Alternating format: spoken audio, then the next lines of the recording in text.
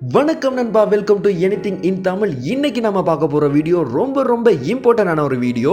ஒரு பொண்ணை வந்து எப்படி உங்களுக்கு அடிக்டடா மாத்துறதுன்றத பத்தி தான் பார்க்க போறோம். ஸோ வீடியோக்கு லைக்கை போட்டுட்டு பார்க்க ஸ்டார்ட் பண்ணுங்க. அப்படியே நீங்க இந்த சேனலுக்கு புதுசாக இருந்தீங்கன்னா மறக்காம சப்ஸ்கிரைப் பண்ணி பக்கத்தில் இருக்கிற பெல் ஐக்கானையும் ப்ரெஸ் பண்ணிடுங்க. ஸோ காதல் என்ற விஷயத்தில் பார்த்தீங்கன்னு சொன்னால் ரெண்டு முக்கியமான விஷயங்கள் இருக்கு. ஒன்று வந்து அட்ராக்ஷன், ரெண்டாவது வந்து அடிக்ஷன். ஸோ அட்ராக்ஷன்னா என்னன்னு பார்த்தீங்கன்னா ஒரு பொண்ணு உங்களை பார்த்து ஈர்க்கப்படுறது தான் அட்ராக்ஷன்.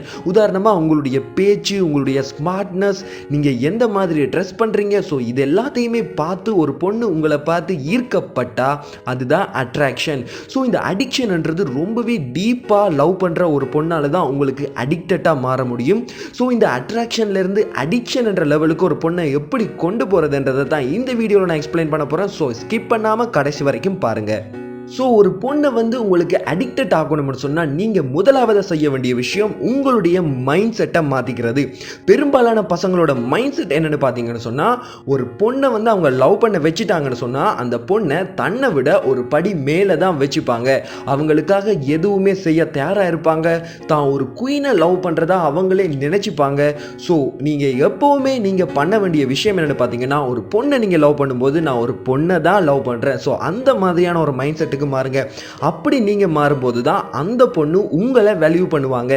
நீங்க அளவுக்கு மிஞ்சி அவங்கள வேல்யூ பண்ணும்போது அவங்க உங்களை கண்டுக்க மாட்டாங்க. ஸோ அவங்க உங்களுக்கு அடிக்டடா மாறணும்னா நீங்க அவங்களுக்கு அடிக்டடா மாறுறதுல இருந்து முதல்ல வெளியே வாங்க.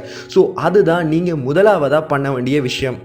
ரெண்டாவது முக்கியமான விஷயம் என்னென்னு பார்த்தீங்கன்னு சொன்னால், 24 மணித்தியாலமும் ஒரு பொண்ணு கூட கனெக்டிவிட்டியில் இருக்காதீங்க. உதாரணமாக அவங்க எனி டைம் கால் பண்ணால் ஆன்சர் பண்ணுறது, எனி டைம் அவங்க மெசேஜுக்கு ரிப்ளை பண்ணுறது, அந்த மாதிரி இருக்காதீங்க. கொஞ்சம் பிஸியாக இருக்கிற மாதிரி காட்டிக்கிட்டிங்கன்னா உங்களுக்கு நல்லது.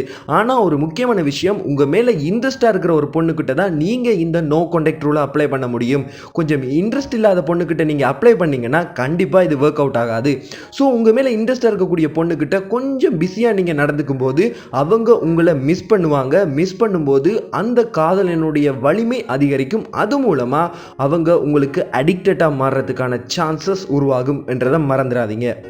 மூணாவது விஷயம், ரொம்ப இம்பார்ட்டன்டான விஷயம், செல்ஃப் டிக்னிட்டி, அதாவது சுய கண்ணியம். உங்களுடைய செல்ஃப் ரெஸ்பெக்ட், உங்களுடைய கான்ஃபிடென்ஸ், உங்களுடைய வேல்யூஸ் எல்லாமே சேர்ந்தது தான் இது.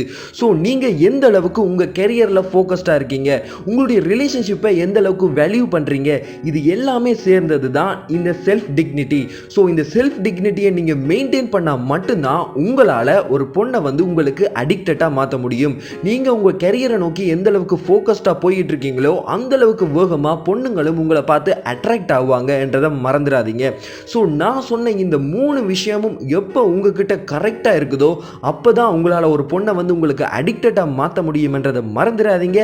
வீடியோக்கு லைக்கை போட்டுட்டு அப்படியே நீங்கள் என்ன நினைச்சாலும் அதை கமெண்ட்ல சொல்லுங்கள். அதே போல் சேனலையும் சப்ஸ்கிரைப் பண்ணி பக்கத்தில் இருக்கிற பெல் ஐக்கானையும் ப்ரெஸ் பண்ணிடுங்க.